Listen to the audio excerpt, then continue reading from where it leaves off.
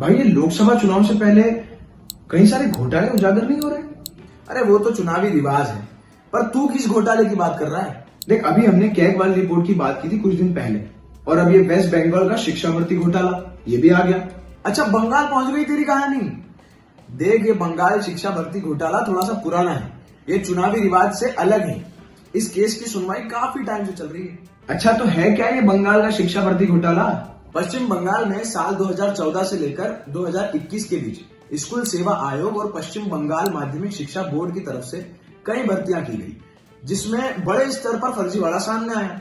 इसके बाद शिक्षा कर्मचारी की नियुक्ति की जांच करने के निर्देश दिए गए। आरोप था कि एक शिक्षक से इस भर्ती परीक्षा में पास होने के लिए 5 लाख से 15 लाख तक की रिश्वत ली गई। इस मामले की जांच सीबीआई को सौंपी गई और कई टीएमसी नेताओं का नाम सामने आया। दावा है कि ये घोटाला करीब 100 करोड़ रुपए से अधिक का हो सकता है।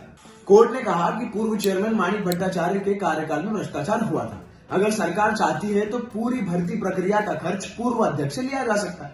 दरअसल प्राथमिक शिक्षकों की नियुक्ति से जुड़ा ये मामला जस्टिस अभिजीत गंगोपाध्याय की बेंच पर आया। 2014 के भर्ती सर्कुलर के आधार पर 2016 में भर्तियां की गई। कलकत्ता हाईकोर्ट ने इन नियुक्त शिक्षकों में से 36,000 प्रतीक्षित शिक्षकों की नौकरी रद्द करने का आदेश दिया। क्या बात कर रहा है, भर्तियां रद्द कर दी? हाँ, उन्होंने 36,000 अप्रशिक्षित प्राथमिक शिक्षकों की नौकरी रद्द करने का आदेश दिया है, लेकिन उन्हें अगले 4 महीने तक स्कूल जाने की अनुमति दी गई। इस दौरान उन्हें पारा शिक्षक के रूप में वेतन दिया जाएगा। हाईकोर्ट ने 3 माह के भीतर नई भर्ती प्रक्रिया शुरू करने के निर्देश दिए थे। हाईकोर्ट ने अपने आदेश में साफ कहा है कि इस दौरान शिक्षकों को पूरा वेतन नहीं दिया जाएगा। 2016 में भर्ती हुए अप्रशिक्षित शिक्षकों को 2 साल की ट्रेनिंग दी जाएगी। अभी हाल में जो सुप्रीम कोर्ट का फैसला आया वो क्या कहता है? सुप्रीम कोर्ट ने सोमवार 21 अगस्त को कलकत्ता हाईकोर्ट के 15 जून के आदेश को चुनौती देने वाली पश्चिम बंगाल सरकार की अपील पर विचार करने से इनकार कर दिया। हाईकोर्ट ने केंद्रीय अन्वेषण ब्यूरो सीबीआई और प्रवर्तन निदेशालय यानी ईडी को विभिन्न नगर निकायों में कर्मियों की भर्ती में कथित अनियमितताओं की जांच करने को कहा था।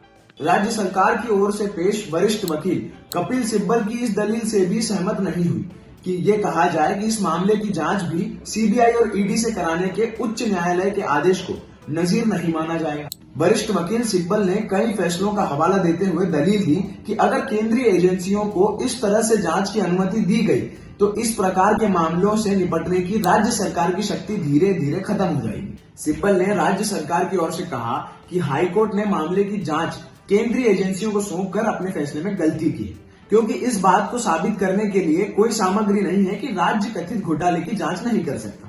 कपिल सिब्बल का कहना था कि ये राज्य का मामला है और इसे राज्य की जांच एजेंसियों को सौंपा जाए, पर सुप्रीम कोर्ट ने उनकी इस अर्जी को खारिज कर दिया।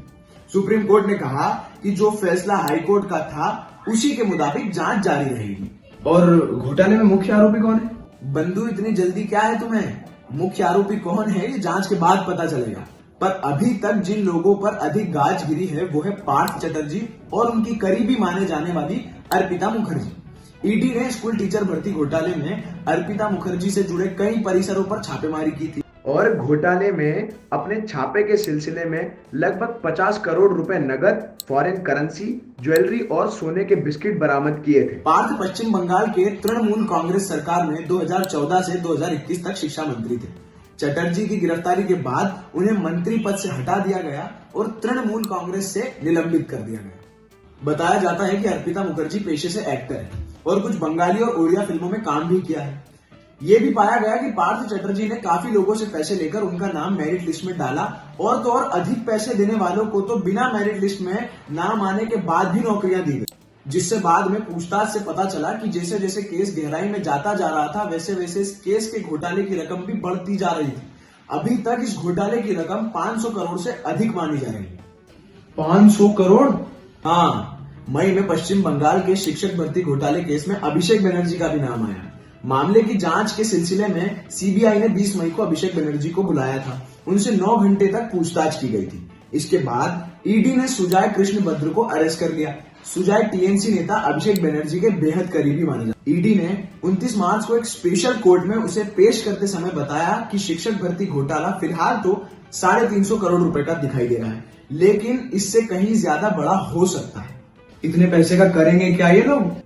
भाई पूरे पैसे का तो पता नहीं, मगर कोर्ट के सामने पेश की गई रिपोर्ट में कहा गया है कि प्राथमिक शिक्षा भर्ती घोटाले में विभिन्न आरोपी व्यक्तियों ने उस वक्त 250 करोड़ रुपए का घोटाला किया था और इसका व्यक्तिगत इस्तेमाल किया गया था। जांच में यह भी पता चला कि घोटाले के पैसों को बंगाली फिल्म उद्योग टॉलीवुड में भी निवेश किया गया था। इसी को लेकर अब जांच चल रही है। अभी पूरा हिसाब सामने नहीं आया है। ओ भाई, अच्छा तो अब क्या ये पूरी भर्तियां फिर से होंगी? हाँ, पर इन्हीं 36,000 शिक्षकों के दोबारा टेस्ट होंगे। रिपोर्ट के अनुसार 12 मई 2023 को कलकत्ता हाईकोर्ट की सिंगल बेंच के जस्टिस अभिजीत गंगोपाध्याय ने 36,000 शिक्षकों की भर्ती रद्द करने का आदेश दिया था। जस्टिस गंगोपाध्याय ने Paschim Bangal board of primary education को निर्देश दिया था कि 3 महीने के अंदर नई भर्ती प्रक्रिया का आयोजन कराए। उन्होंने कहा उम्मीदवारों का इंटरव्यू और एप्टीट्यूड टेस्ट लिया जाए और इसकी वीडियोग्राफी भी करवाई जाए। अब सबके सामने टेस्ट होंगे, ये सही बात है ना?